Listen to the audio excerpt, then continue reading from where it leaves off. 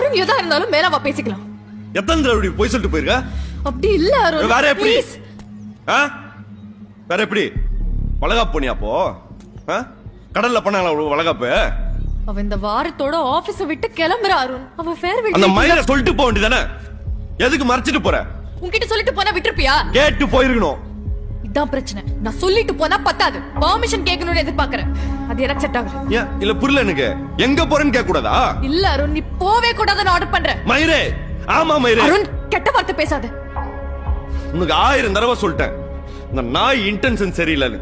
அவன் ஆபீஸ் பேஸ்ல வச்சு பாரு வேணாம்ல. அருண், அவன் கூட எதுக்கு சேர்ந்து சுத்துற?